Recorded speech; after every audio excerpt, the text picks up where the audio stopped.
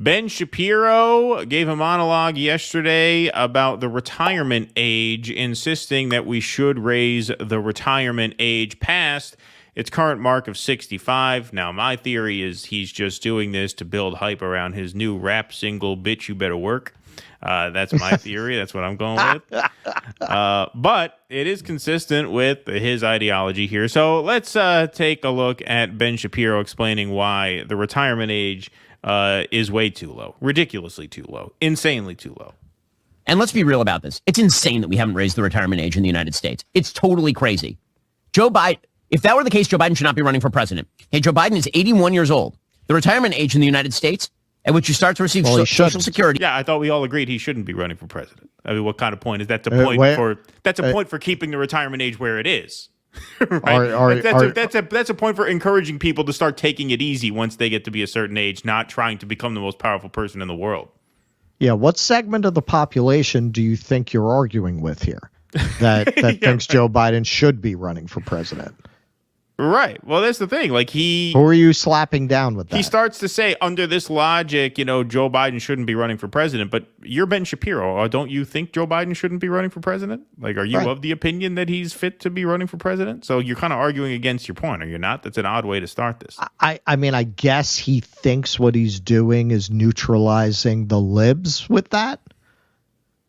Yeah. I don't get where you're going with that, man, because I think about 80% of Americans think Biden's too old. I think even most of the libs will tell a pollster they think he's too old. I mean, they'll back him anyway, but yeah, most of them still think he's too old. And you are eligible for Medicare is 65. Joe Biden has technically been eligible for Social Security and Medicare for 16 years, and he wants to continue in office until he is 86, which is 19 years past when he would be eligible for retirement. No one in the United States should be retiring at 65 years old. Frankly, I think retirement itself is a stupid idea unless you have some sort of health problem. Everybody that I know who is elderly, who has retired, is dead within 5 years. And if you talk to people who are elderly and they lose their purpose in life by losing their job and they stop working, things go to hell in a handbasket real quick. But I'm going to take a guess and say that you don't know too many construction workers. You don't know too many truck drivers. You don't know too many people who beat their bodies up for a living, because the fact of the matter is you can't work construction until you're 75. Okay. Most of these people can barely make it to their early 60s. A lot of these people die young. You talk about life expectancy. A lot of working class people who beat their bodies up their whole career don't make it to 81 or 86, old enough to be the president or old enough to keep their podcast going. Yeah. The people I know, they lose meaning in their life within 5 years after, retiring because they die. Well, Well, we were talking about this before. There's a couple things going on here. One, I've had a pretty unique life experience in this regard because I grew up blue collar, but then I went to college. I did theater, and those people who do theater are usually not from the muscle end of the family. And I got to see the difference in the death rates. There are so many people I grew up with, including my best friend, who are dead. Cancer. Misadventure. People I went to college with, they were all still alive. Those people didn't have untimely deaths. However, there is research that a lot of people do die after they retire. Now, I would argue that's because we have a very sick society where a lot of these people retire and they're socially isolated. They don't have any family around them. They're just sitting there watching Murder, She Wrote. I mean, sure, that's going to kill you. But look at these blue zones in Japan, in the Mediterranean. A key component when they go and study these people is they have very strong communities. They have very strong social ties. So that's part of the reason for that. It's not, the answer to that is not make some poor bastard keep going and working at the fucking Walmart until they drop dead at the hosting station, because otherwise they're not going to get to talk to anybody. Maybe there's just something wrong with our culture, that those are the options. Be a greeter at Walmart or die slowly at home. Right. Yeah, exactly. Put all of that aside, just on a fiscal level and on a logical level. When Franklin Delano Roosevelt established 65 as the retirement age, the average life expectancy in the United States was 63 years old. Today, the average life expectancy in the United States is close to 80. It's totally insane that you believe that you should be able to work from the time that you are essentially 20 to the time that you are 65, which is a 45-year period, pay in, and then you will receive Social Security benefits sufficient to support you and your family, you and your wife or whatever, for like another 20 years. This is actually just a very anti-human and anti-life argument coming from such a family values guy. The fact that the life expectancy is longer now than it was 80 years ago doesn't mean that the human body is equipped to work 15 years longer now than it was 80 years ago. Right. The increase in life expectancy means that we are able to kind of live past where we used to and kind of chill out and relax for a while before we die. That's what that increased life expectancy. The fact that we're living till 80 scientifically does not mean we're fit to lay concrete until we're 79. Like that doesn't mean anything. Well, there's something else we were talking about before we came on. Yeah, I on the one hand, tour guiding is a mental job, but it's also a physical job. And being somebody with a lot of energy and a lot of stamina, I probably worked more than I should have.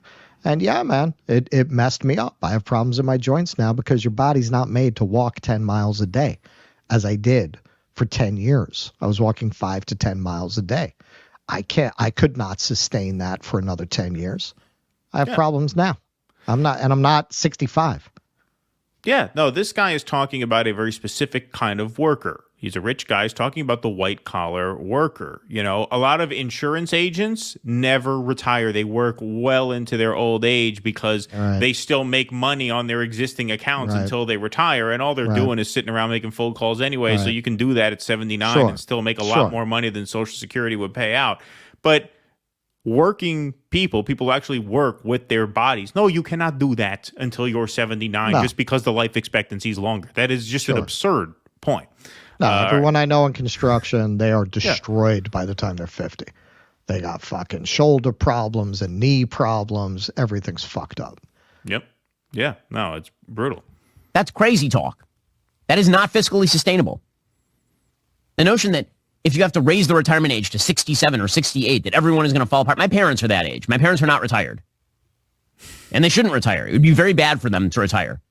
By the way, it's disrespectful to people who are 60. I would just love to know what his parents do, that they're able to work so far into old age. I would love to know the answer to that. 68, 69 years old to suggest that they are in the same shape as people who are 65 were in 1940. It's not true at all. Have you met a 65-year-old lately? 65-year-olds are not old in the United States. They're not. The ones you're around aren't old in the United States. You meet a 65-year-old who's been driving UPS their whole life, they look pretty fucking old. Well, not only that, actually, because testosterone is dropping, men are not as strong as they used to be. So your idea that we're becoming a race of supermen is completely wrong. Yeah, it's quite the opposite. Wrong. Yeah, just look around. Exactly. They can't all be like me. Yeah. 68-year-olds are not old in the United States. Again, Joe Biden thinks he's not old, and that dude is running for president again, and that dude actually is old, and he's 81. I failed to see how a country in which our entire leadership class is 80 plus is telling you that we should have a retirement age of 65. It makes no sense at all. All right. And who are the people who are saying that's a good thing? Who are the people who are saying that's working out real well? As you pointed out, Ben Shapiro would be the first one to say that's a bad thing. Right. So why are you arguing the other side of it? Yeah. No, he's arguing against his own point there.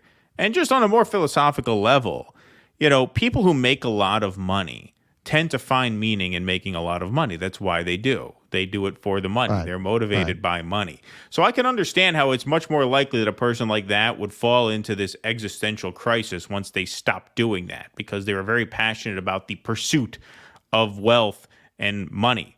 Whereas if you have a more sort of civic-oriented profession, every teacher that I know who has retired was thrilled to retire. They were counting down the days 5 years back when they could retire.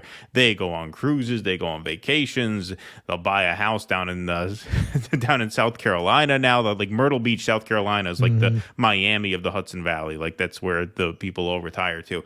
They love it. Their lives are unbelievable. They love being retired. They love being retired. They don't suffer from lack of meaning. I think the people who suffer for lack of meaning are people who derived all their meaning in the first place from creation of wealth and money. And in ways that are not so physically taxing on the body, where they feel like they need to wind down after 45 years on the job, right? Like if you're making a lot of money sitting down in an air-conditioned office, I could see how retiring all at once, you think, oh, what do I do? Right. I still feel physically okay. I still have this drive in me to go out and produce and earn and crush it, and I'm not doing it anymore. I could see how that could fuck with you psychologically. If you've been working on, like I said, construction sites, if you've been working a blue-collar job for 45 years, that's about all your body could take. You know, Sure. If you're a teacher and you have a community of people around you who you've gotten to know, who you can spend quality time with after you retire, they love it. Every single one, to a person, they love it. Nobody says, oh, I miss teaching. Nobody quits teaching after 45 years and says, oh, I miss it. I wish I can go back. You know, that in my experience, teachers are often married. And I think that makes a difference too. Probably. There are studies that show a lot of people die pretty quick after retirement because for too many people, that's their whole social outlet. Well, and then when they retire, but it's a separate issue. But that speaks to what you were talking about earlier. Right. They're just alienated. We have a very alienated society, and we don't have the kinds of family institutions where the elders are going to be surrounded by the next generations. The kids move to freaking Baltimore, and you're all alone. Please clap.